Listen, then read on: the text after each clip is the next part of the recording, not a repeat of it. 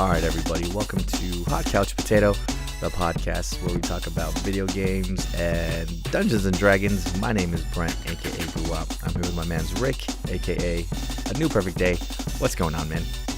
I was doing overtime on Saturday, and I would think that there would be people inside the building, but apparently there's literally like nobody.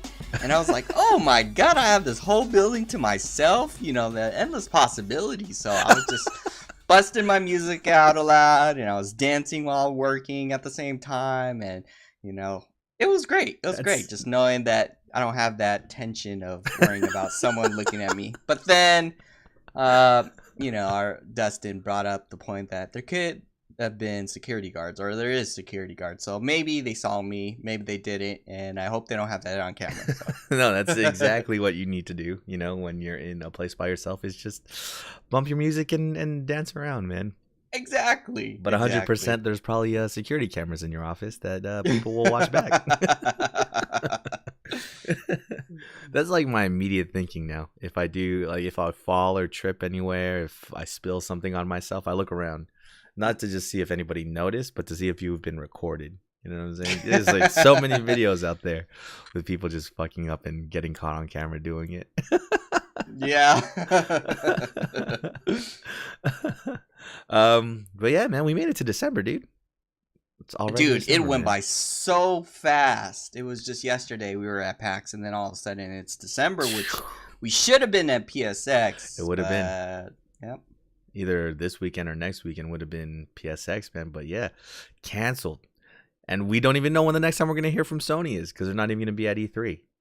So It's going to be crazy. I think we do have the Video Game Awards to look forward to on Thursday, and they promise to have some reveals. There's probably going to be a Kingdom Hearts 3 trailer at least there, since that's coming out soon. But who knows what else, might be released or announced at that thing.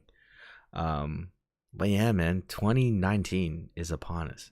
November went by quick, and it's December already. I feel it's a lot colder now. It was raining this past week too. Mm-hmm. I feel like that happened just in one day. November, it was all right. The weather wasn't too bad. And all of a sudden the calendar says December, and I have to wear socks when I sleep now. It's kind of wild, man. Yeah, Just how I think it's fast all that the global warming kind of going on, all the polar ice caps melting. It's crazy, dude. And then soon, we're going to enjoy this cold for now, but it might be like we're going to endure like a dry heat for the rest of the 20 years or something like that. Yeah. To me, I'm still just baffled at how fast, because we'll tell each other, oh, it's fall right now. Oh, fall in San Diego. Ha. It's not really fall here, Yeah. And then all of a sudden it's December 1st. It's 10 degrees colder anywhere you go. The sun's out. It looks great outside, but the wind is cold as shit, man. Exactly. And this is like tripping me up, because like when the sun is actually out, it's like burning my face when you're in the car. But then you roll down the window, it's like completely freezing degrees. Yep. That's got to be one of the better feelings. You walk out to your car, it's all cold outside. Then when you get in the car, just because the windows are up and everything, the sun's just been baking the inside of your car all day. So it's a little bit warmer. You're like, oh yeah, I could take off my jacket and shit in here. Let me turn on the air while I'm in here too, man. It's kind of hot. You go back outside, you forget it's freezing cold and shit, man. I can see why people are getting sick, though. There's a lot of people getting sick. Yeah. So, cold, cloudy day. Cold, great day. Cold. A new cold, great. Good day. It's a good day. Just use up all your sick time now, dude. Everybody, you don't have to explain yourself. Everybody's eventually gonna get sick this season with the weather changing and everything like that. Oh, they announced speaking of December, they announced the games are gonna be free on PlayStation Plus and Xbox Gold this week. So it's coming out next month. At least for PlayStation, I think it's Soma, which is a scary game. So yeah, nope. I'm not going to play that anyways. I'll download it, or I'll have it just in case, more games to have. Like a racing game where you're racing dirt bikes and stuff. The one I'm most interested in, though, is a game that's going to be free on PlayStation Vita. And of course, I still have my Vita, is Papers, Please. And this game is, you're a border patrol agent, and you're basically checking everybody's passports, their identification. I mean, overall, border rules and regulations get more strict. So people will need to have photo IDs. They'll need to have their height and weight recorded. They'll need to have their vaccines checked and all that stuff and signed. And you have to prove that all of it's correct. You know what I mean? Yeah. And it's actually fun because somehow in this story, the developer of the game, it's just one guy. His name's Jay Pope. You've actually seen me play Papers, Please before, right? This is the thing I wanted to ask you. We're going to go on a little tangent, but how did you feel when that 1,000 people just suddenly showed up on your Twitch stream? And were you like nervous? Hell yeah, I was nervous, dude. So I remember, and this happened years ago now, right? I was telling Dustin about Papers, Please and how it's a cool game. I think it was on sale for like $3, right? Yep. And it's funny anytime I explain what Papers, Please is, which is how I just did. It's just this game where you're looking at all this paperwork. Oh, and that's what I was going to say. Just it's funny that somehow in the midst of this monotony of you checking all these papers, the developer, he somehow fits like little side stories here and there. There's like an assassination group you can help out. There's a guy you can help him smuggle in his wife. There's a guy you can help him find the killer of his daughter. There's like a lot of little side and mini quests with endearing characters in this game too, which is what makes it a lot more fun than just the monotonous day job work. Because then I'll tell everybody that's how the game is. You're just checking everybody's paperwork, and they're like, "God damn, that sounds boring. That sounds like a real job." Holy shit, it is a real job. Being a customs border patrol person is an actual thing, dude. And I was like, "Oh god damn." Yeah, that's why. That's eventually what made me stop playing the game. Is people get paid to do this, and I paid to play this game and do it for fun. But you did have fun, you know. Yeah. I think you beat the game, probably platinum the game, and so that was yeah, the goal, it looked dude. fun. So yeah, like you gotta have fun with it and really immerse yourself and role play yourself as this. It's based off of like, you know, communist Eastern Bloc countries too, where they're a little bit more quicker to execute and shoot people out there to suppress, you know, bad things that people have to say about their government. But yeah, I mean, I was streaming this on Twitch, I think for Dustin, because I wanted him to see how the game was, and he seemed interested in buying it. So he was watching me stream. At the same time, another more popular person was streaming the game, and I guess he got frustrated because he kept losing, and he quit the game. Once he quit, all whatever 2,000-3,000 people that were watching him jumped over to see the next person who was playing it, and it just happened to be me. And that shit started moving. I was like, what the fuck is going on, dude? Just kept fucking playing the game, man. And that's kind of how it all started, with at least more than just 3 people watching me on Twitch is for that reason, dude. It's kind of funny, man. But yeah, no, that's a great game. If you have a Vita, if anybody still has a Vita out there, definitely pick it up, man. It's good stuff. I still don't know how you were able to handle that stress. You know, like I was thinking, oh man, are you gonna leave midstream? Are you gonna like say, okay, guys, I'm done playing? No, that's probably it too. I mean, I must have been playing for like an hour already, and you know, I'm not streaming as a thing. I was streaming just to show Dustin how it was. And when all those other people jumped in, I was like, shit, I might as well finish this, dude. And the thing is, I think I jumped back on the next day to do like a different kind of because yeah, I think there's 11 different endings to this game, just depending on the choices you make in the little side stories. And what do you call it? And I was going for another ending the next day, and the same people fucking came back, dude. Like a majority of them came back. I was like, holy shit, all right. But yeah, that's the 15 seconds of Boo Wop Twitch fame right there, dude. But anyways, the same developer, actually, side note, he made so Papers, Please was actually the last game I think he made. He has some browser games too that are pretty fun, that I played for a little bit as well. But he has this new game called The Return of the Obra Dinn, and basically it's like a murder mystery on a pirate ship. So you're walking around this pirate ship trying to put clues together on how people got murdered and who the murderer was. Has kind of unique like old school Oregon Trail graphics. It's first person, black and white, and it kind of has these cross. Not really. How do you pronounce it? At AC graphics, but ASCII. You know, it's like a bunch of characters. ASCII? Yeah, you know those graphics.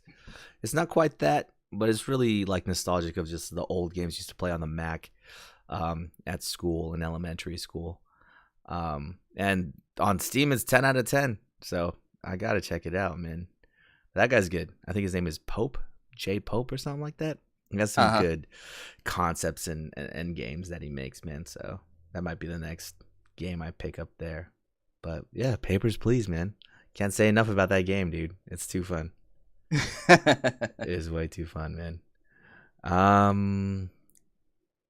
Let's see what else. Oh, Telltale is coming out with a Minecraft story mode on Netflix, dude. This is the beginning of it. Yeah, so when Telltale was shutting down, you know, they said, "Oh man, we don't have enough money. We're going bankrupt. We can't finish The Walking Dead, but we're gonna keep, you know, a side team over here to finish Minecraft story mode, which Netflix paid us for. So we have to finish this, right?" Those were like the remaining people at Telltale still. Well, they finished it, I think, or they're in the process of finishing it, so it's coming out soon. So it'll actually be a Telltale game on Netflix. So if you have Netflix, you'll be able to play this. And what happens in the story depends on your choices throughout the season of Minecraft story mode. Wait a minute. So you play this and you make the decision and you watch it on Netflix? Exactly. It's like a choose your own adventure storybook. I think, and this is where I think Telltale should have gone from the beginning, actually, because people play interactive novels, right? Or light, whatever those anime Nekopara novels Light are. novels. Exactly. Why wouldn't they do this from the get-go on Netflix after they started getting successful, right? I think it was because of the people who wrote the good story back then. Didn't they all quit? Oh yeah, Telltale. yeah. So, yeah, I think that's where they were failing at. I don't know. No, but I mean, like, why not make this deal earlier? Why not just side with Netflix? Because really, I mean, I guess the only gameplay in the Telltale games, besides making the different choices in the conversations, is you can walk around and explore a room, maybe look for a key and pick it up, or if someone wants chewing gum, you can look around and find them chewing gum, so they'll let you in a room or something like that, right? There's quick time events where someone tries to punch you and you press square at the right time so you dodge the punch. Just little stuff like that, right? But that's not what the most intriguing part of the game is. If anything, that's the boring parts of the game. The more intriguing parts is the conversations you have with people and the choices you make on going left or going right or whose life you want to save, you know? Yeah. So they took the best parts of any Telltale game and just put it onto Netflix. Amazing, dude. Netflix is rich, man. They should have been doing this from the beginning. Yeah, they're making a lot of money off of. I think they're bringing back all of the old stuff that were popular back then, and that's where we're gonna talk about a little bit about remaking. Like, I don't know if you brought that up, but which one? Ultraman. I saw that they're trying to bring Ultraman onto Netflix, and I had the trailer. And it looks pretty sick. You know, I grew up that was like 25 plus years ago. And I grew up with Ultraman, and I was like, dude, they're remaking this on Netflix. So I think Netflix has so much money where they can, you know, partner with everybody. Exactly. All the popular games. Soon they're going to have like a Fortnite kind of thing going on. No way, dude. Yup. I already know. I predicted the future. But I think I mean, at least with the Telltale ones, since it's story based and you can just kind of sit back and watch it like a show, you know, I think that's perfect. That's a perfect place to start for Netflix, at least with getting things interactive, right? Instead of you just watching stuff. It's kind of a new medium, you know. That's maybe they could start... getting a little tricky too, because the game Nekopara is on Steam, pretty popular. and it has its own light novel thing, and all you do is like click through, you're interactive and all that. But they also just came out with the anime version, and I haven't watched it, but I'm guessing it's just the recap of the game. So I'm like, is Netflix gonna do both, where you would just watch everything through, or are you gonna have to, play through it and read through it? I think it'd be, what do you want to spend more money on? I think it's a lot cheaper. Well, especially now since Telltale's bankrupt, but I think it's a lot cheaper to develop kind of the game version or the light novel version of it. Like, essentially that could be your beta test on how well received your stuff is, right? And then if you see, oh man, this is actually popping, let's go ahead and make the anime, or let's go ahead and make the actual cartoon of it. I don't think that'd be bad at all. So it's just test the waters. It sucks that, before it's done, before anybody gets to see it, we already know that there's never going to be another thing like this, right? Since Telltale's gone. Yeah, exactly. That kind of sucks, man. But oh well, that's the way the game goes, man. It was poorly managed. Telltale was. But wait, remind me, Ultraman. He's just a giant Power Ranger that fights like monsters like Godzilla, right? In Tokyo? Yeah, but I need to pull up that trailer and show you how awesome Netflix. I don't know. It's awesome. Is it gonna be live action? I think it was animated. So it's animated Ultraman. And does it look? Oh no, because Ultraman was live action last time, right? I think he was live action back then. Let me see, dude. I just don't remember. I just remember having the toys. So I just watched the trailer for Ultraman, right? And it looks sick, dude. And you know what it reminds me of, man? Who? Inu, you fucking Shiki, dude. You just haven't watched that yet, huh? Oh, yeah, I need to finish watching that. Dude. That's the one with the old man. Like, he was trying to save everybody. Yeah, dude. Yeah. Because in that one, it's, well, from the trailer, so this is not a spoiler alert, okay? I just watched the trailer. An imposter Ultraman shows up, and the kid's dad comes to save him. He's like, I'm the original Ultraman. And it's this old man that turns into Ultraman, dude. Yeah, that's so reminiscent of it, dude. But it'll be interesting. It's a show, not a movie. Oh, it's a show, so it's gonna have like multiple episodes. Oh, I'm asking, dude. I don't know. Oh shoot, I don't know, man. But I hope they do that, and like his son inherits everything, and I don't know if his grandpa or dad teaches him everything, but dude, it looked hella dope. So I was like pretty ecstatic about this one. Okay. Yeah, I guess it doesn't say on here for so far what it is. So, I watched this trailer. Looks hype, dude. I think it looks pretty good, man. I'll definitely check it out. If it's series, I'll give the first 2 episodes a shot. Exactly. That's how I do with anime, by the way. I'm like, I don't know. This is so popular. I'll watch 1 episode. Yeah. That's a good barometer. If it's a movie, I can spare a couple hours to watch a movie, But when I finished watching this trailer, a recommendation came up for Neon Genesis Evangelion, dude. That's gonna be streaming on Netflix next year, dude. Holy shit, original? Man. The original, yeah. Oh, what? I don't know if they're gonna stretch it. I wonder if it's gonna be 4x3 still. But dude, if Netflix just gets a bunch of anime on there, holy shit, dude, that'd be great. I won't complain, man.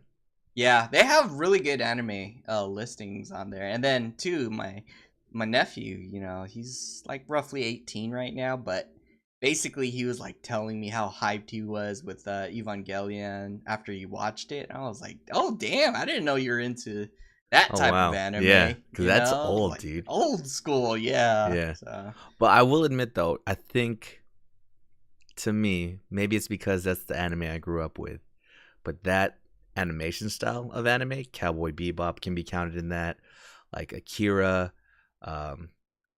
and what else was there, man? Maybe Gundam Wing.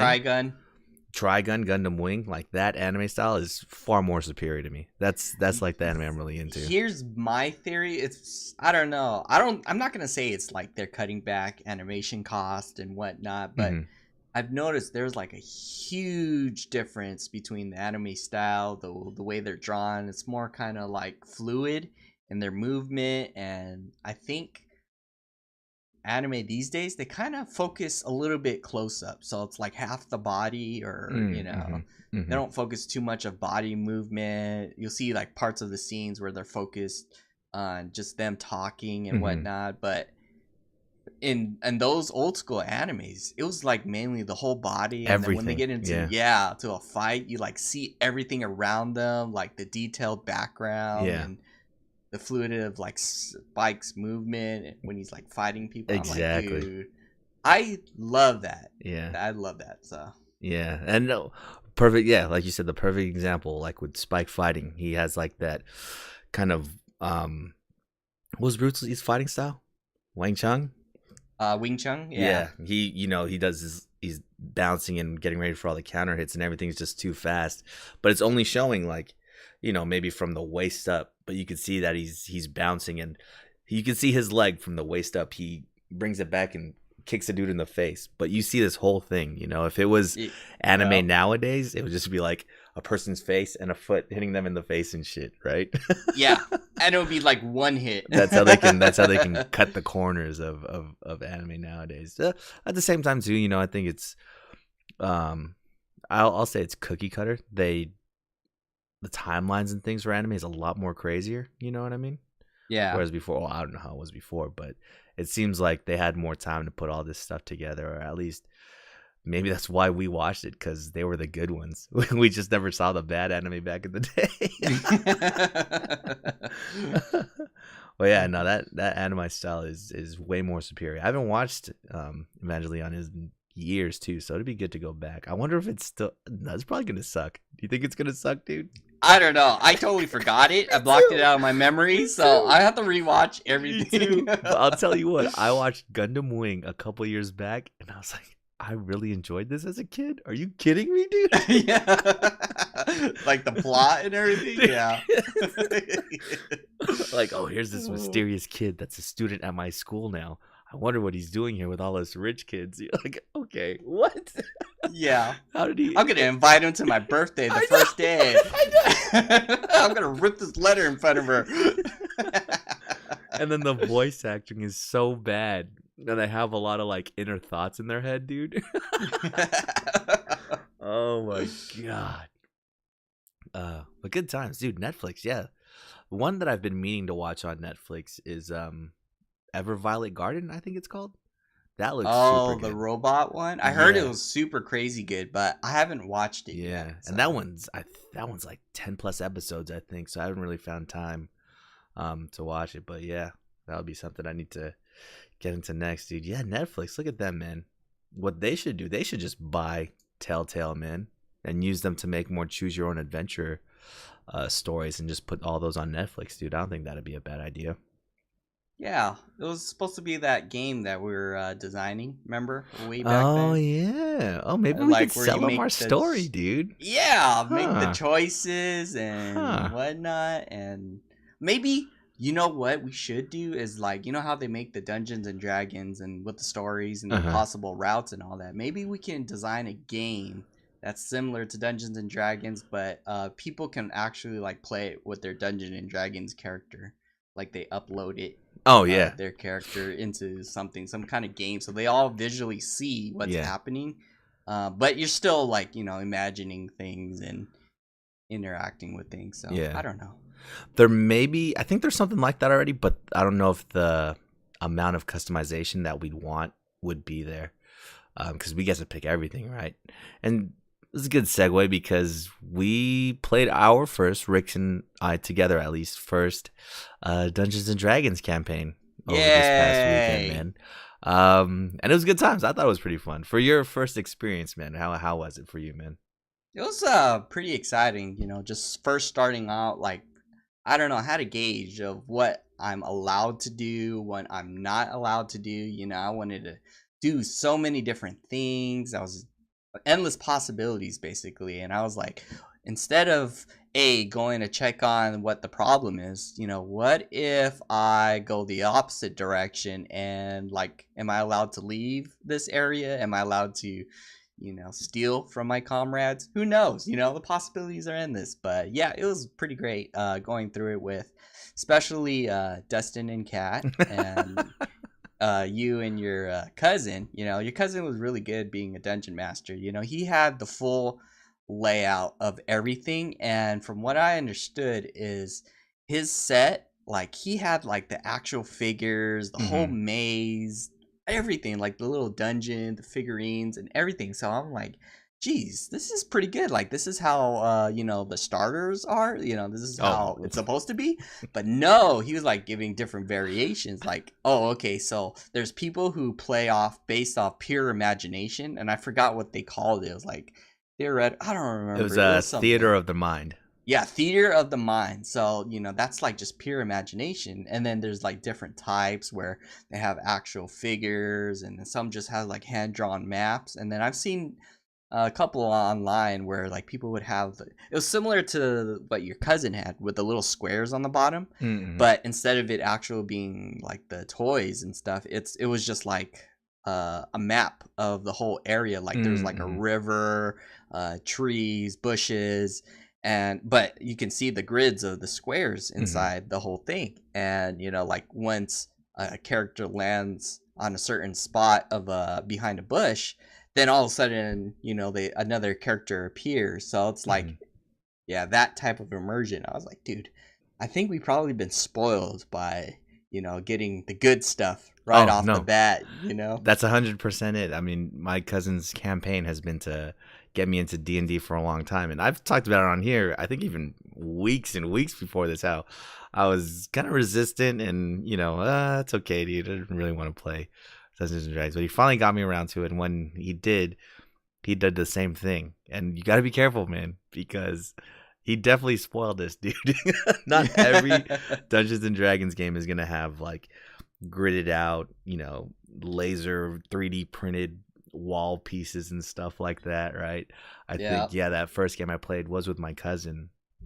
A week after, he took me to a campaign at one of his buddies' houses, and he had like sheets of butcher paper with maps drawn on it and stuff. Yeah. But yeah, no, it was totally fun. I played a druid, so this is my first time ever playing a druid. Turned out to be super clutch. Rick was a rogue, just a DPS master. He was killing everything. Dustin was a bard with his little triangle. I was kind of upset Dustin didn't sing any songs, man. I know. I was of being a bard. I was disappointed too. I was like, dude, I would have been singing everything until you guys told me to shut up. Because as Dustin as a bard, he can sing these songs and inspire us, and it would give us, extra numbers that we can roll for our attacks to land, right? So we'd have, extra points to hit people with and things like that. But Dustin, I don't know if he was shy to sing or just couldn't come up with anything. He's like, okay, I sing a song and inspire Brent for his next attack. And I was like, kind of waiting for the song, and it never came. Yep. I was like watching a couple of videos too. Like there's difference between people saying, oh yeah, I did this action, or like, oh hey, I decided to look around the tree and I'm looking with my eyes, and like they're helping the DM describe the whole scenery kind of thing. Yeah. So, and that's kind of I don't know. I guess I was trying to gauge that too when we were playing, because in the beginning of our game we were part of a caravan of carriages that were going somewhere, and the road was blocked ahead of us. And Dustin was the only one to really walk out and look at the state of all the carriages. And of course, the DM, my cousin, is explaining this. We could all hear it, but Dustin's really the only person that can see it, Yeah. So when Dustin got back, I asked him, oh, dude, so what did you see up there? And he's like, do I have to tell you? You just heard him what he said. Well, I know what he said, but my character doesn't. He's completely ignorant to what's going on because you're the only one that went up there. So I guess that was me trying to gauge, how Dustin wanted to play that. So we were taking like a little shortcut here and there with a little bit of the narrative. But no, it was good times, dude. Because it depends on how you want to play it, who you're with, and it just does get ridiculous. The fights were good though, dude. We ran into a lot of stuff. Oh, what was Kat? Kat was a sorcerer, right? So sorcerer, yeah. Yeah, yeah. So funny thing is, yeah. So we're all squishy magic people. Rick is really the only one that can, you know, do a bunch of damage at once if he gets good rolls. So I was super scared, and I think before we went into um the manor, which would be the setting for our main part of our campaign, before we went to like this mansion type deal, I was like, guys, we should rest because I used some spell slots. You know what I mean? Mm-hmm. And they're like, no, let's just go. Why don't we go now? I'm like, well, I think we should really rest. You know what I mean? And they're like, okay, fine. We'll go ahead and sleep. So we go to sleep. I think Rick tries to steal stuff, you know, because he's a rogue. He starts trying to steal a sword. He breaks into the vanguard or the police station and steals a bunch of, what do you steal? Arrows and potions? Arrows and 2 potions, and then other stuff. And then I think I was like walking around on our caravan that we started with, and apparently there's a different side or side quest for me to actually do stuff, and I was triggering it, but I stopped short when I encountered someone like super tall, and I was contemplating, you know, I think ahead. So I'm like, okay, so I want to attack this guy, but you know, if I attack this guy, would you guys be in danger? So I decided not to, you know, at that point in time. I was like, I don't want to start trouble because maybe they might be back up later down the line. So I ended that quest, but you know, your cousin was like saying, oh yeah, that was actually quest line. And I was like, oh damn it, maybe I should have just kept going further. Yeah, because that was a side quest since you were like a criminal. You know what I mean? So that's like your criminal side quest part of it. Yeah. But yeah, so we took that rest and then we made our way to this manor. We get into a couple fights with some goblins, which I thought was great. I was glad my cousin brought goblins into the campaign, just because I know we're all really watching Goblin Slayer like that. Goblin Slayer. Yeah, yeah. And if you watch this, I guess this past week's episode now, I just like thinking in things in terms of how it would play out in Dungeons and Dragons. It's kind of funny because I feel like that's exactly what Goblin Slayer is based off of. But yeah, we got in there, we got into some fights, you know. Kat and Dustin were doing their thing. They were using spell slots and all that. And we get into this room and we just run into this giant orc, you know. Meanwhile, there's this monster that we don't know what it is. It sounds big and it's trying to bust through a door at the same time, right? Yep. And Kat and Dustin are stressing. They were like, man, we should have rested after one of those fights so we could get our spell slots back. And the whole time we're trying to explain it. It doesn't work like that, you know? I mean, sure, if we clear out one room, we can't take a rest there. Because in order to gain a spell slot back, you basically have to take a long rest. And a long rest is, I think, 6 or 8 hours of in-game time. So we're going to kill people in one room. We know there's enemies in another room. In this one room we're in, we're just going to hang out for 6 hours while anybody could be walking around the house and just see us sleeping there, you know? It didn't really make sense to do that. But yeah, they got super frantic in that last fight, dude. I would say his insults were pretty good. Yeah. You know, he was insulting every creature down the line, and he even insulted the boss, and the boss like fled from us, and I was like, oh dang, and it did like 6 psychological damage to him because he was pretty tanky. But yeah, I can see the stress on Kat and Dustin when we were getting chased and kiting. When I went up that one corridor, they're like, why are you going that way? I'm like, calm down, guys. Pincer attack. Oh, man. But no, yeah, it was super fun. I mean, I was saving it the whole time. I think even, so I was a druid, and we were level 2 at that point. So I got the ability to transform into any animal, or not any animal, but just depending on a difficulty sheet on how strong the animal is, I could transform into it. So one of the strongest animals I can turn into at level 2 is a black bear, I think. So I turned into a black bear and I started to take on, you know, this giant orc to like one-on-one combat, you know what I mean, while everybody kind of had my back, and it wasn't working out, dude. I think I was trying to bite him in the ankle and scratch him in the face and stuff. And I was completely missing all of my rolls, dude. Oh yeah, you like missed twice. Yeah, yeah. And then that's where Dustin he like shouted at him or And something, he ran and away. then he ran Yeah, backwards. exactly. Yeah. And then that's where I was like, okay, maybe I can use equipment. And that's the point. I didn't realize that we can use equipment that kind of way. Because I had like oil and tinder boxes, and I was asking, the DM, I was like, hey, are we allowed to light stuff on fire? Because I can make a bomb out of this or something. And sure enough, I was able to light the boss on fire, and it was doing like 6 damage automatically. I was like, hell yeah. And you just had to make the roll once at least to put him on fire to be successful at it. Although you could have died. Oh yeah. In order I took that one hit or something. Yeah, because in order to put the oil and try to light him on fire, you had to be in melee range, right? In melee range. Yeah. And he had a chance to swipe at you. Unfortunately, Justin rolled fairly low. Yeah. So I lit him on fire, and then I was able to escape. Yeah. I took one hit though, but I was able to escape. Dustin saved me.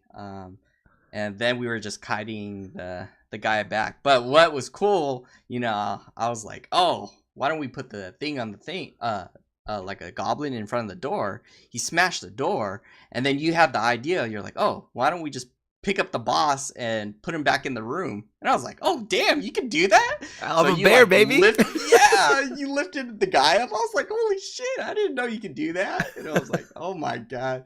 And that was funny too, because you like picked him up and then we like closed the door. Yeah. And that one was scary because a lot could have gotten wrong there, right? Fortunately I was a bear, so my strength was fairly high. But this guy's strength was high too. I think his armor class, in order to hit this guy, basically, we had to roll higher than an 18 in the first place. That was impossible. That's why I was missing so much, So Justin and I, the DM and I, we had to basically do a straight up roll against each other. Whoever rolled higher was successful. I was successful in picking him up or throwing him in the room. If I failed at it, I would have probably hit myself in the head with his hammer or something, It would have just fucked me up. Fortunately, I won. I think the roll was super close too. I think I rolled a 19, like spot on or something. Yeah, he rolled a 19. He rolled a 17. So I barely pushed him in there back into the giant monster that was coming out, trying to bust through the wall. Rick, you had some pretty clutch rolls too, man. I think you critted against a chicken that could turn you to stone, dude. Dude, I almost fucking died by a chicken. I was like, I think the most scariest thing in the game was those chickens, because I was like thinking, if they successfully petrify us, then what's going to happen? Like, how do we unpetrify us? I was the only one that had a cure to unpetrify myself. And I was like, if I get petrified, then that's it. I know, man. That was scary. But unfortunately, you avoided all those. The poison too, you're able to save yourself from that. But that was pretty fun. I think you did almost like 30 damage in one turn against that chicken to kill it, dude. That was crazy, man. Yeah. But yeah, dude. Good times, man. It was good times. Yeah.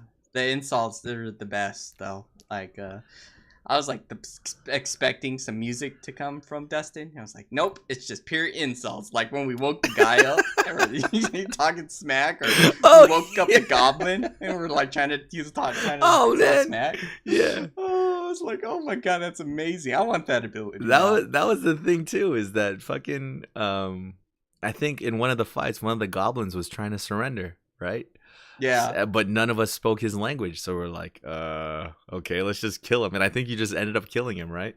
Yeah. And then we get along in the game more. And Dustin's looking for a spell. Now I was sitting next to Dustin, so I looked on his character sheet, at what spell he was trying to use, and I see a spell, comprehend language. Are you fucking kidding me, dude? You could have used that. We could have understood what he was saying. You could have helped this dude. Gave us the info how many goblins there are. Exactly. That there's chickens in the next room. The chickens, yeah. I think we did pretty good for our first venture, at least because we're all 100%. squishies. Yeah. So, that was pretty cool. Yeah, 100%. So, no, it's super fun. And then, like I said, man, we definitely got spoiled for our first experience with D&D because Justin pulled out all the big guns, man. Yeah, like all the good stuff. Like especially that manor, it was like a giant physical kind of maze looking manor thing, and I was like, oh wow, maybe he put traps in, but I think since we were starting to learn and he didn't want to scare us, maybe he just left out all of the traps because he Yeah. was talking about other traps in different scenarios, and I was like, oh okay, maybe he didn't want us to like fully disengage in the game, Yeah. because I was like thinking, I was like, maybe we should check each room, like especially that chest too. I was like, maybe that chest is a Oh trap yeah. because I played too many games where one big giant chest is a trap. I think I know. I think I could tell too because I think you were doing that. You were using perception checks on every room you were going in, right? I think I had been in a room already, and we were like halfway down the hall, and you were kind of behind us. So you first went into that room, and you were trying to use a perception check. I'm like, dude, we already looked. You're like, no, I want to look again. I Yeah, think the yeah. third room. Like that doesn't make sense. We looked at everything in there. The thing is, because I was thinking that maybe we can find a hidden switch, because like I've noticed that the walls were it could be broken and stuff like that. So I was like, maybe we can find a lever or something like that. But I think I was getting way into role playing, so I was like, Yeah. okay, there's nothing here, and I just got a burning picture frame, which I don't remember what I Yo, used it on the to kill. Yeah, goblin. he used it to kill a Yeah. goblin that was trying to surrender.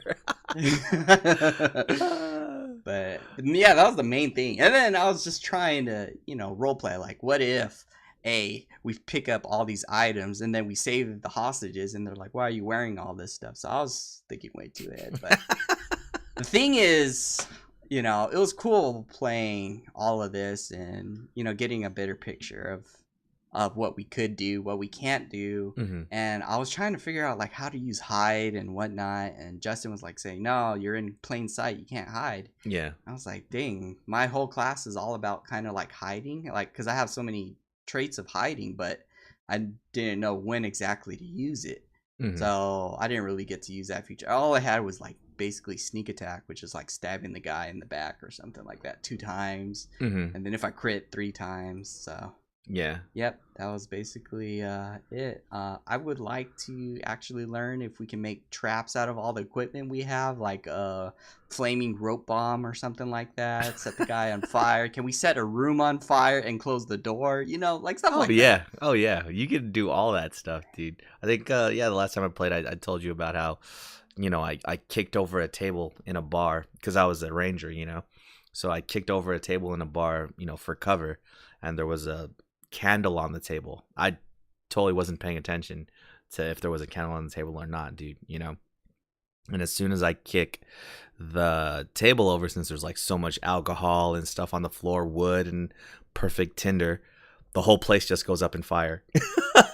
And it's hard. I can't see shit because there's smoke and fire in the way. I think someone pushed one of the enemies into the fire, so he started burning, dude. So yeah, you could do a lot of stuff. Goblin Slayer, throwing all that powder in the room with a giant eye and throwing fire in there, making an explosion. You could totally do that if you had the right equipment in thing. That's dude. what I was wondering too, because Kat brought up a good idea. Remember that room that was like all wet? She was like, what if we lure the monster all the way back into that room and like flash freeze it? And I was like, dang, like that is a possibility. Like maybe we could do that. Yeah. And then so I was like trying to think, like, can we set rooms on fire? Like like can I throw a bomb in there, set it on fire, close the door, and it'll take damage? And can I do it for all the rooms? But Justin was like, oh, you only use 1 tinderbox, so that's all you have. And I was like, oh damn. Yeah. I set the other guy on fire. Yeah. But Dustin's insults saved the day. And it has to be mandatory. He has to sing. If you choose Bard again, he has to. We can't progress the story without immersion. I don't know why he was so nervous with us singing in front of us. It was just us, dude. Who cares? I'll bring up some alcohol. We can actually try to. Oh, that would be pretty cool. Like if we go in a bar and then like we take a drink, we can actually take a drink in real life. Like a shot of. Oh, we did with the soda. Yeah. But I was just remembering too. Eric today was talking about how he plays with Michael Garrett and all that in Dungeons and Dragons, and he said that like they're playing kind of hardcore, so like they're in a bar and whatnot, and the actions that they're doing, if it was like kind of like a bad action or whatnot, they were actually taking real shots in real life, like vodka shots. And I was like, holy shit, that's crazy. And then that whole bar scenario I mentioned earlier was their team actually committed like a murder or something, and then they were trying to cover up the murder, and then they ended up fighting like 20 people. And I was like thinking, yeah, what if we did that? Like you brought up, what if we failed to steal our money back from the bartender? Would that cause him to call the police? The police is against us, so therefore we can't trigger the Maynard scenario. So I don't know. Next time I'm gonna try not doing what the DM says. Like go the opposite direction. Not to like mess with them, but like I just want to see how far their imagination can take us. Exactly. If it will bring us back onto the route of the actual story. Like what if we just robbed the whole town kind of thing, and we killed the sheriff, took his sword. How are we gonna figure out to go to that manor eventually? Or we killed the caravan, or we never cleared the way. There was my main thing about it too, right? I guess like for me, role playing as my character, I'm a druid, so I'm a nature person, and like Justin said, I didn't have any gold in my inventory because I don't really care for money. I'm in nature. I don't need money for anything, right? Mm-hmm. So my whole role play for my character was I just discovered what money was, and I was just gonna try to get as much of it as I could. Man, you were dangerous with money, by the way. When we were playing our game, I was trying to gamble with anything. You know what I mean? He was gambling with my life. I think we went to the Vanguard, and they had a prison cell in there. You know what I mean? I was like, oh, that's a cool prison cell. What if you lock me in it and I break out? I'll bet you 2 gold I can break out, And the guy's like, okay. But instead of throwing me in there, he throws Rick in there. He throws me in there, and then I fail to get out. By the way, I'm only 3 feet tall. I'm a halfling. So I guess I can't fit through the bars, but apparently I failed to break out. And I'm a rogue, by the way. So I rolled like a 2 or 1 or something. Failed it. And yeah, Brett had to pay 2 gold. So basically he paid 2 gold for me to get thrown in jail. I was betting for you. If I won, I would have won 2 gold. I would have given you 1. I think at the end of our campaign too, you and Kat were in a different room, and Dustin and I were in the last room, and we go through one of the chests, and there's 30 gold in it. I pocket it and give some to Dustin to keep quiet. But no, on that note too, I don't know, stealing stuff is just fun in Dungeons and Dragons. I don't know why. Like, I always have a penchant for stealing stuff. Of course, you had the better stat for it, so I would much rather you did it in our game. But in the other campaign I played, we were in we were like in a traveling circus type thing. And like if you go to Delmar fair and they say, oh, look at this 500-pound cow, pay us $1 and look at this 500-pound cow, that type of thing. Mm-hmm. They had that at this carnival. So they had like salamander that can swim in lava. They had a werewolf boy. They had like a 2-headed ogre or something like that. And then they had a phoenix egg, and my character in that game, as soon as I saw that phoenix egg, I was like, oh dude, I'm stealing that, So stuff happens in the game. And of course, I think what happens? Oh, I think the circus also had a dragon, and how the story's supposed to go is like while they're showing off the dragon or it's a baby dragon, the baby dragon's mom or something comes to try and save it.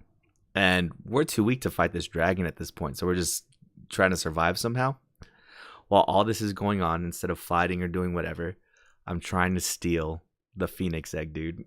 And it takes me forever. Like, everybody's talking to the dragon, trying to break the baby dragon out of the cage, doing all this. I'm in a totally different place trying to steal this phoenix egg, right? And in the process of trying to steal it, I accidentally hatch it, and all hell breaks loose, dude. And I could tell the DM did not want to have to deal with me busting this phoenix out, because ultimately it saved us. Because it started fighting the dragon and shit. So we were able to skip a bunch of stuff.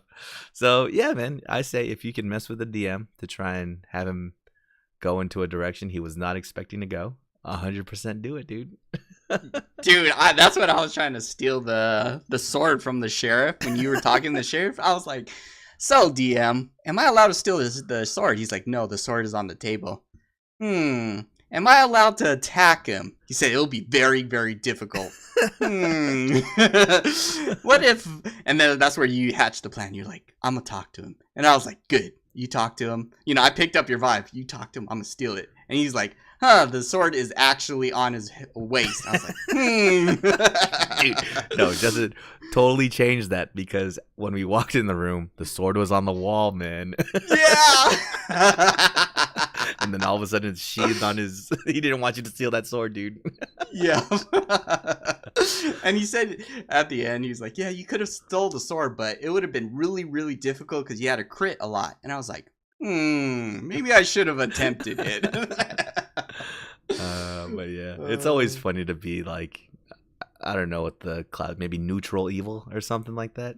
Yeah, you know, you're just not that opposed to doing some criminal activities like stealing something, you know. I was role playing, you know. I'm like, I'm a rogue, and it says I have a criminal network and whatnot. So maybe I should get invested in stealing everything, kind of thing. So I was like, okay, my stats are high to be able to hide, sneak, and stealth. And I was like, yep, I think I'm gonna steal everything I see. Yeah. And then that's where we came across the chest, and I was like, that looks dangerous. I don't know. Yep.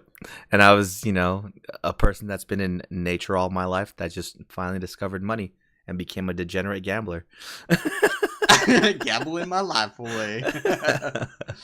Man. But yeah, no, D&D is super fun, man. We should definitely do it again sometime, dude. And it's great just seeing basically well, I mean, D&D was there before video games, essentially, right? I think the first games, like those choose your own adventure games where you typed, you know, go left or go right on the OG Mac computers, those are all based off of D&D. So, nah, man, it's just good to go back to the roots of all this. Talk about video games so much, right? Dang, you know, as games get more advanced these days, it's like we're going back to the roots of essence of what it means to role play in video games and whatnot, you know? It's like, that's crazy. Like, we would think, oh yeah, the more advanced graphic is, the more we invested in. But then now it's like, I think because we want to challenge our imagination and like we want to, you know, really role play the game, maybe the games these days are like pretty linear and guided to the point where like they're telling things for you. So you're on autopilot basically. But Dungeons and Dragons, it's like you have these critical thinking. Like when you're getting ambushed by the two bosses, I was like, oh god, we're all squishies.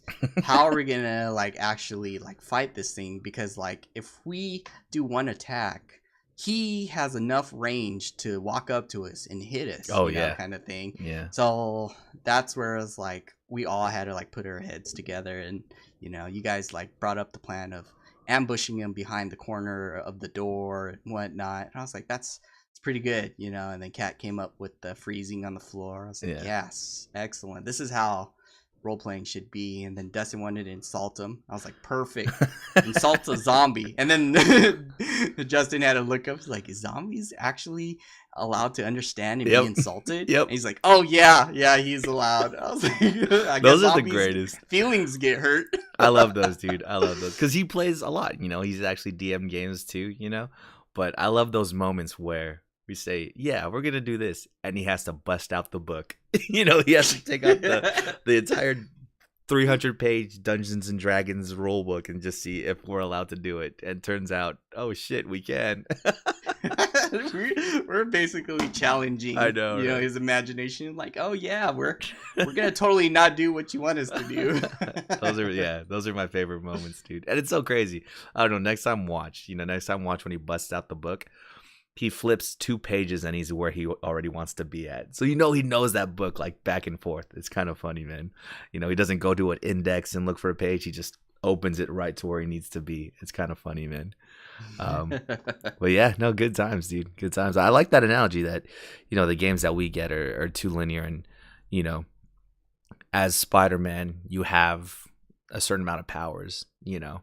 You can't just like put a bunch of webs up in between a building and just traps shit in there. You know, that Spider-Man could do that, but the video game doesn't have the capability to do that, you know.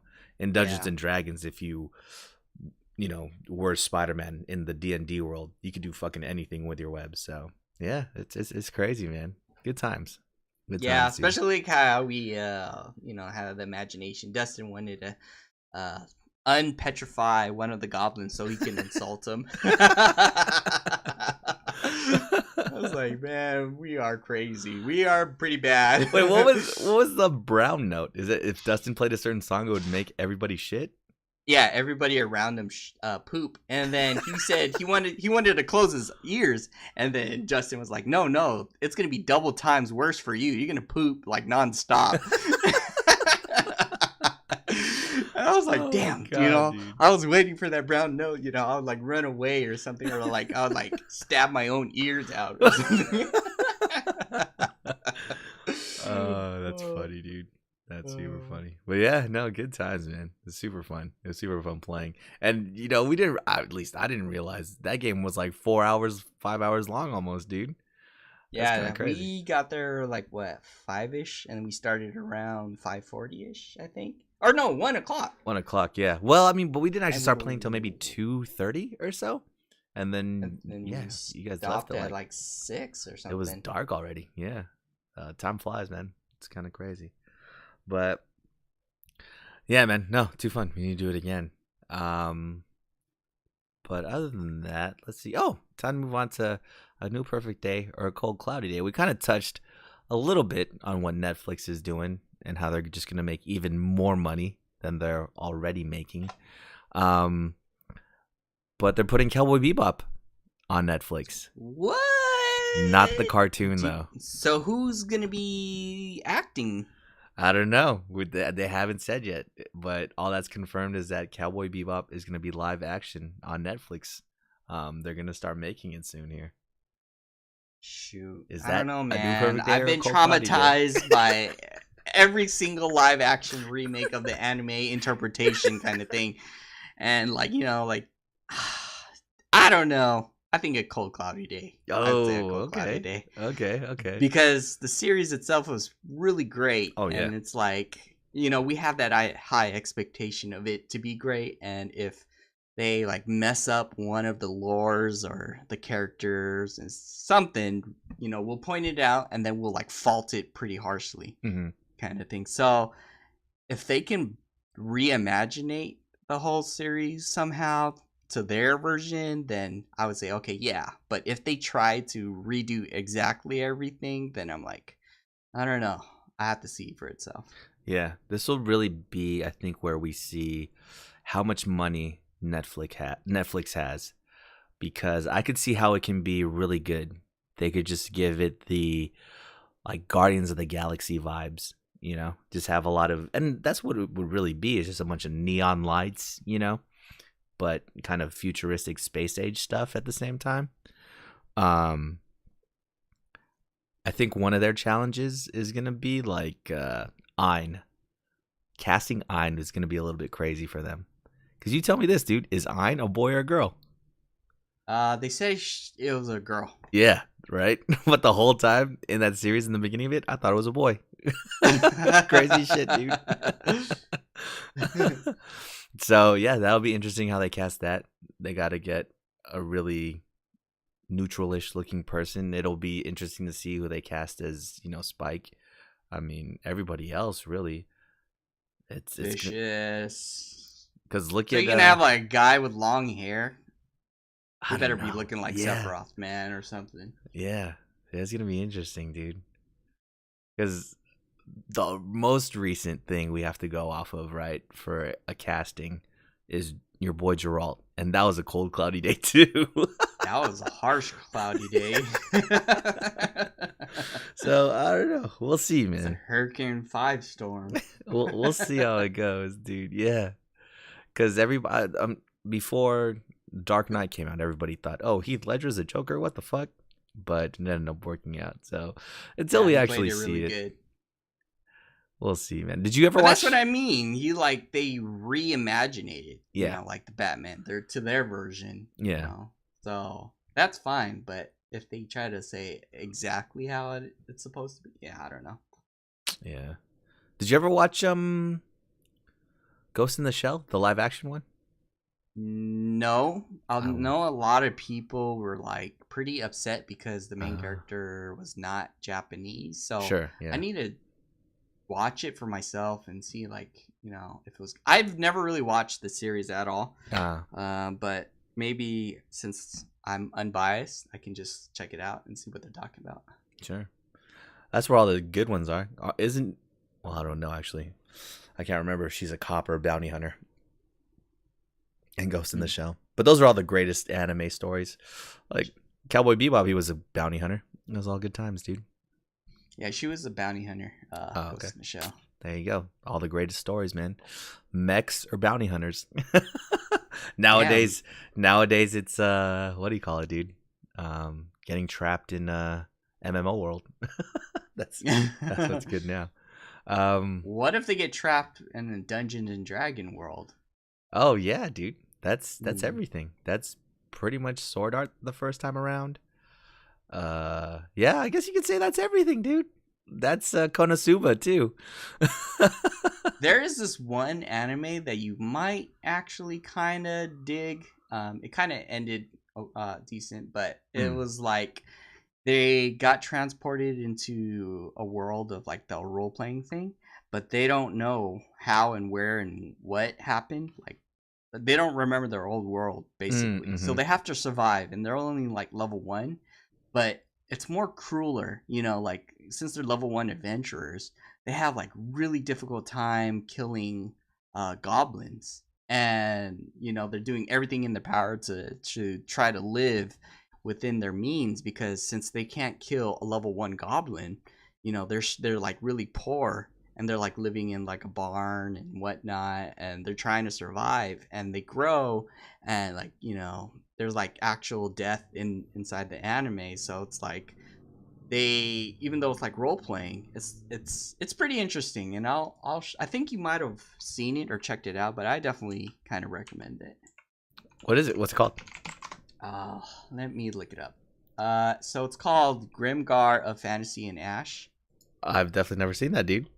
um yeah, here, let me link it to you, but basically it's kind of like a little bit like Goblin Slayer, but not like cruel like Goblin Slayer.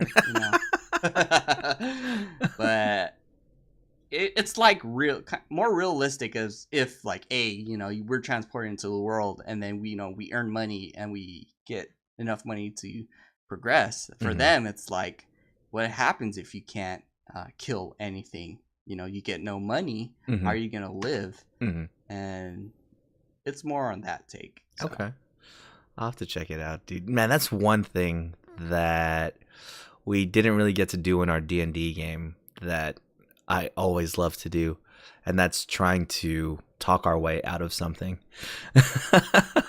oh yeah, I was trying to like talk with you guys, but then I was like, I like talk in my head, so I kind of skip past Yeah, everything. yeah. Because we didn't Um, really interact with too many NPCs where we could lie to them or anything about something. I know I saw some of the traits where we had like strength and deception, and I was like, oh, when are we gonna do that? And Like, yeah, but there wasn't really any scenario for us. I guess the only time we really used it was Dustin's charisma, where he got free drinks in the bar. Remember?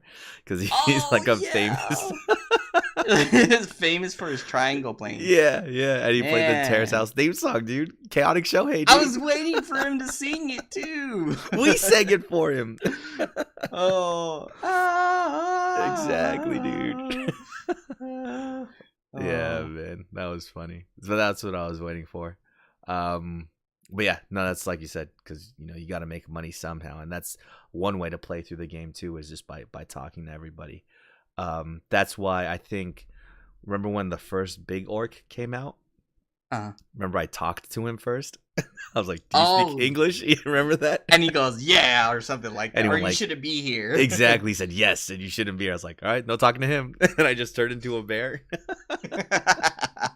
But that's good, like, because you could have like stalled for something, or Exactly. like, Yeah. gain his alliance and then just stabbed him in the back. Exactly. Yeah. Because So Dustin, Dustin was the one. Since he's a bard, he would have been the one with the most charisma to be able to talk us out of situations. And then with that, he has to present a story about like, here, you should help us kill this thing because it looks like you're having trouble, blah, blah, blah. And then after he explains that, he has to roll like his deception check. You know what I mean?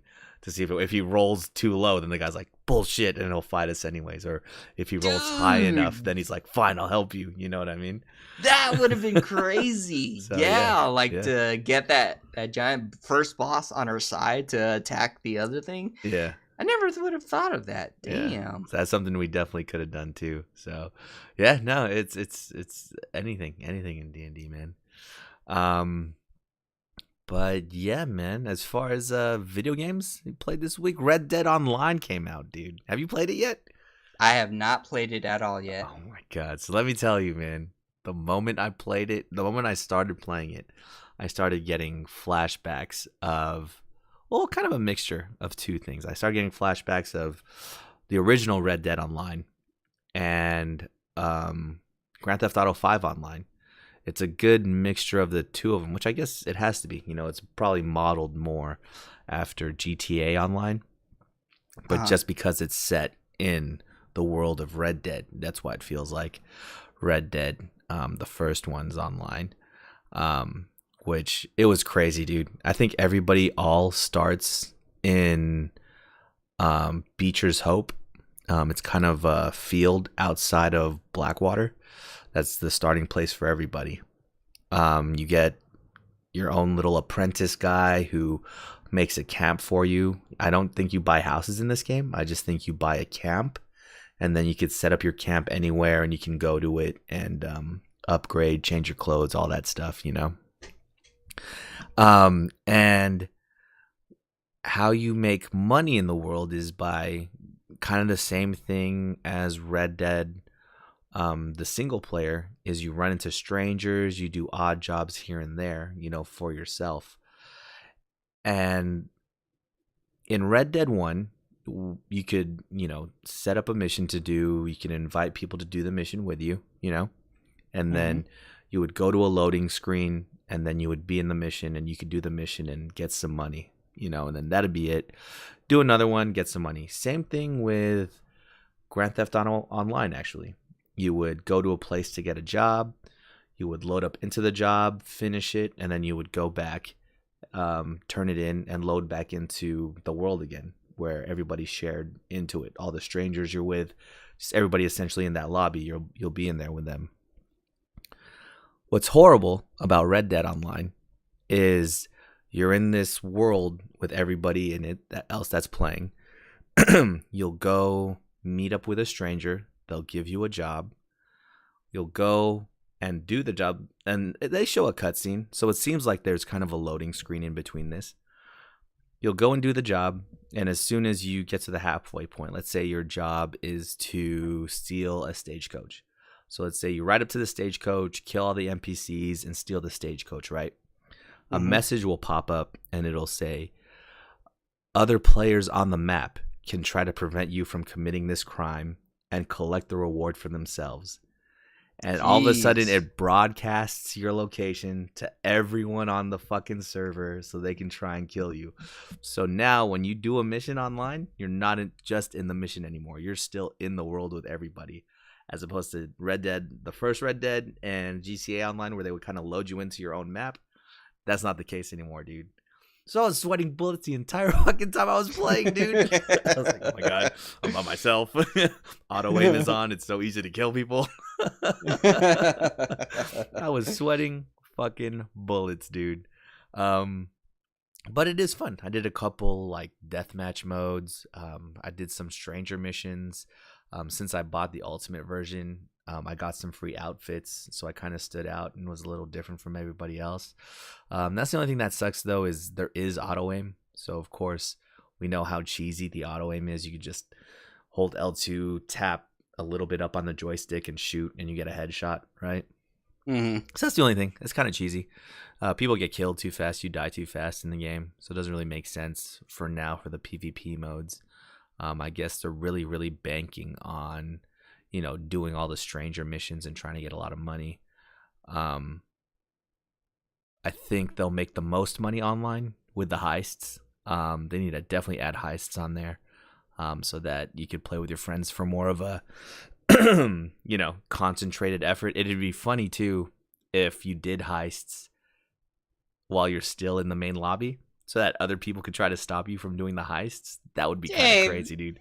What if there's like multiple gangs though, like trying to stop you? That would be crazy, man. Then that means, how I have it imagined in my head is, we'd have a posse of like, I think 7 people is the max, right? Uh-huh. So we'd have a 7-person posse, and I don't know, 4 of us would be inside robbing the bank, and 3 people would be outside, just like on the corners and shit, looking out for anybody trying to stop us, dude. Yeah. And we just roll super deep, riding out to try and bring it back home and shoot anybody that gets in our way, dude. So that could be fun. I can imagine that being super crazy, dude. But yeah, it's fun. I can see how people are upset. You only get like 20 cents from doing jobs. And that's the thing too. All the mechanics, eating, feeding your horse, all that same stuff applies.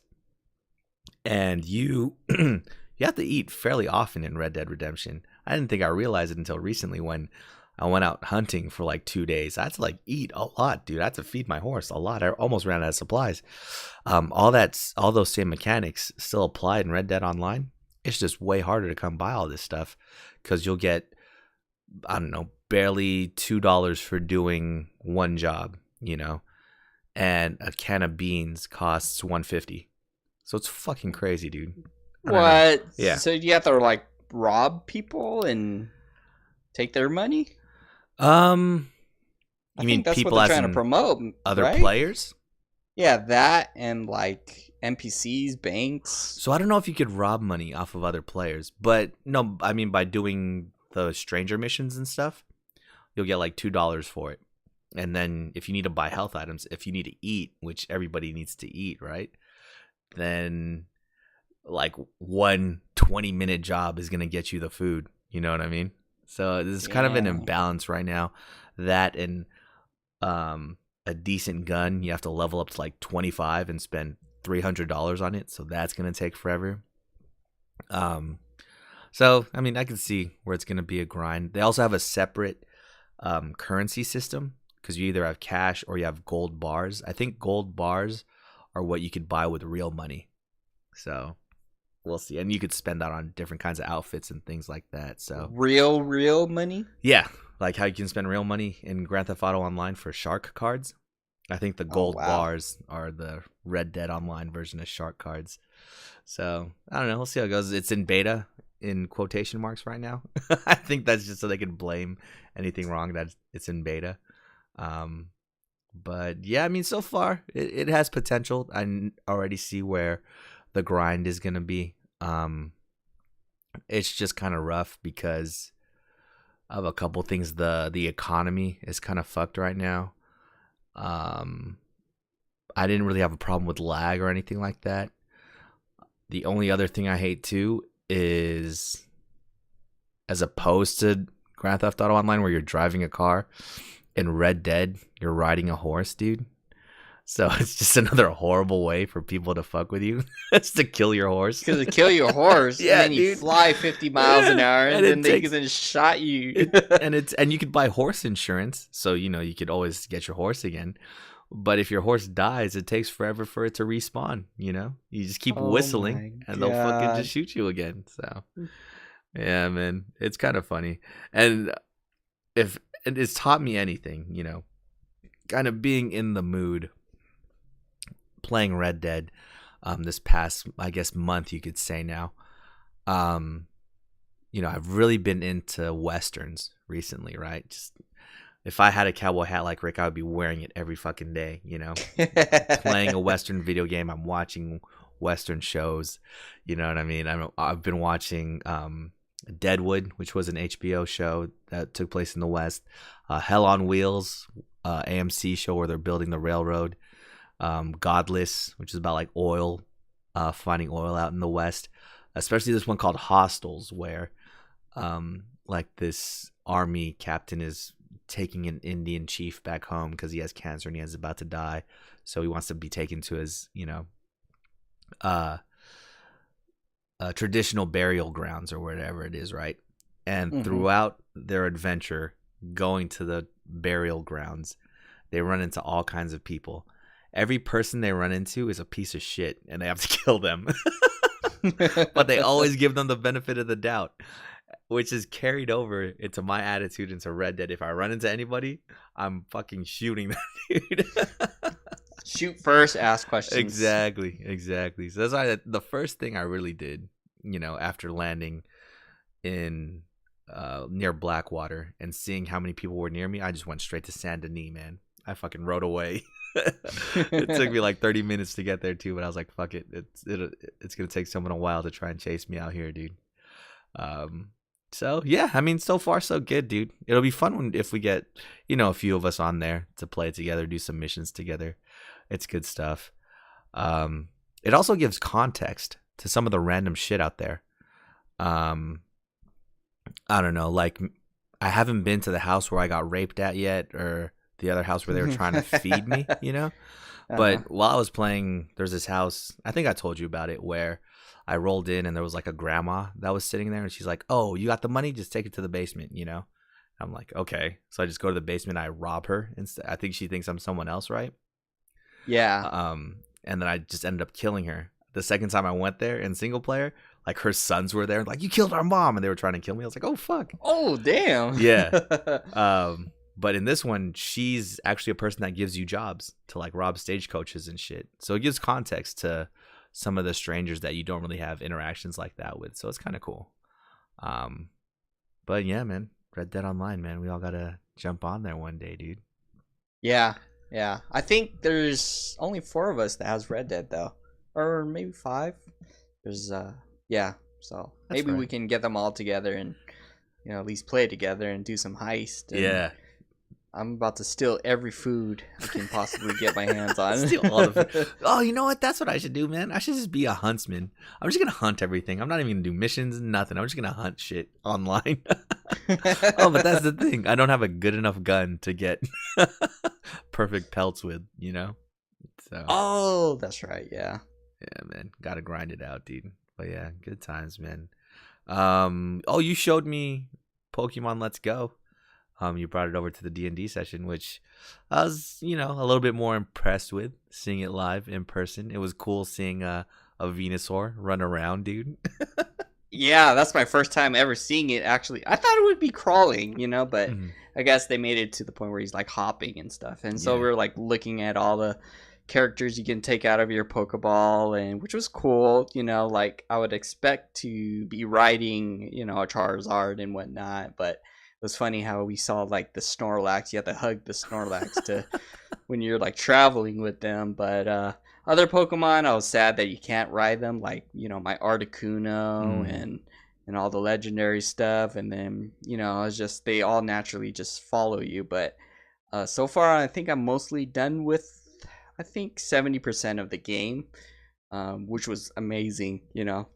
Just going through everything, all my childhood and all that. So yeah, it's pretty great. And we've been playing the Pokemon for the regular Pokemon Go on the phone for the community day. Oh, so yeah. Everybody that doesn't play too often, they've been getting shinies.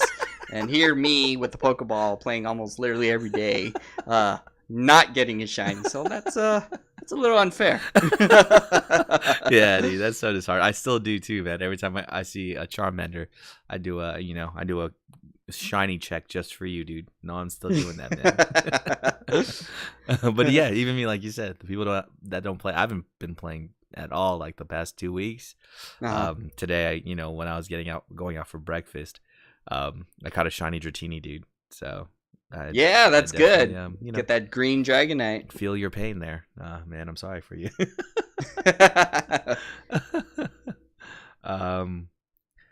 But yeah, dude, I think that's it for us this week. You got anything else, man? I'm just a little jealous that Japanese games on the Switch are, like anime version games of role playing. So I think I might actually pick up a Japanese game. It's called Senran Kagura. Yeah. So basically, I'm gonna buy my first region game. Oh, wait. Okay, wait. Senran Kagura, what do you do in that one? Is because they do different Nothing. stuff in those games, right? Wait, Nothing. we'll be real. That's like Dead or Alive, where there's a game where they just fucking play volleyball. There's a game where it's a beat 'em up. There's a game where it's like, or is it all the same? This one is the pinball. You're like playing pinball. Okay. Yeah. Okay. So that the other ones are like pretty much beat 'em up. I think they just released a version when they're all in bikinis and whatnot. I'm like, oh, all right. Well, I don't want that. Wink, wink. But basically, I'm gonna try to see if Japanese games work on Switches and if the Switches are non-regional and stuff like that. Oh, so. No, yeah. I think they're 100%. You could play different region games on there. But wait, hold on, dude. Before we go, you just reminded me. I was just reading this right now. So there's Senran Kagura 7 is coming out for the PS4, right? Yeah. And it got delayed because they're getting censored or something like that. Let me see here. I want to read the whole thing. Censored? Yeah. So they're releasing the game in. Well, I mean, they could release these games all day in Japan, right? Because they're different. They can wait. The U.S. version's getting censored, or is it just the entire game itself getting censored? The entire game itself. Oh. So they have that game in Japan, the one that I've always been wanting to play, but I don't speak Japanese, so it doesn't make sense. Like, it's like GTA, except you're a high school kid, right? So your gun is a camera that you could just take obscure pictures of and just be a regular high school kid in Japan, right? That's like a game I'd want to play, but I don't speak Japanese, so it doesn't make sense. They can come out with those kinds of games in Japan because, whatever, they're a little bit more liberal with all that kind of shit, right? So Senran Kagura games, technically, they just make them and release them in Japan however they want, kind of like, what's the, like Galgun and shit, you know what I mean? They can just come out with those kinds of games in Japan. Nobody cares really about any of that, right? But they're delaying the more recent one that's coming out on PS4. And it's because Sony Japan president says PS4 censorship policy is to match the global standards and protect kids. What? So the reason why, they're starting to take longer and take more time and censor some of this stuff in the Senran Kagura 7 is because of America, dude. Congratulations, dude. We played ourselves, man. Dang. They need to stop doing that. Our need for these games has officially ruined these games, dude. Damn it. Maybe we can buy the unreleased I don't know, the other version, the Japan version, and then all you can hope is that this comes out on PC and someone just mods the shit out of it, dude. Exactly. See, this is why some things are just never meant to be popular, because once shit goes to the general public, once things become more for the general audience, that's when you have to meet a lot more standards and be more politically correct, and you can't just get away with the shit you used to be able to get away with, right? Yeah. That's why in the OG Street Fighter, Cammy wore like a thong one-piece swimsuit, dude. Now Cammy has to wear pants because there's way more people playing video games now, Well, I mean, it's tight, at least. I mean, she's wearing no, Jill Valentine's costume from Resident Evil. It's kind of cool, right? Let me see. Well, look at the picture. But all I'm saying is, we kind of play ourselves, wanting video games to become big, and then when they do become big, it becomes like watered down versions, right? But that's what's happening now with maybe even World of Warcraft or MMOs in general, where it's more casual just so they can get more people to play. It's getting more popular, so that core audience that really enjoys the grind doesn't really get that anymore. So what are you going to do? It's the world, I guess. I feel like it's going to crash soon, though. That might be a conversation for another day, though. Just bring everything to PC. We'll fix it. We'll fix it. We'll find a way, dude. Once it's on PC, then you already know it's game. So Oh, that's yeah. why I Oh, think yeah. they were hesitant to bring Dead or Alive Beach Volleyball To PC. onto PC. Because number 5 was pretty hacked pretty well. So, yep. Shit. That is crazy, man. Well, what are you gonna do? R.I.P. But yeah, no, I think that's all we got this week. So we'll see you guys next week. Please stay warm out there. Don't catch a cold. We'll see you guys next week. But until then, Rick, some words of wisdom? I was going to say, let's buy a lot of Japanese games before it gets censored. But yeah, I'm going to say, open every single chest in Dungeons and Dragons. Okay. We'll see you next week.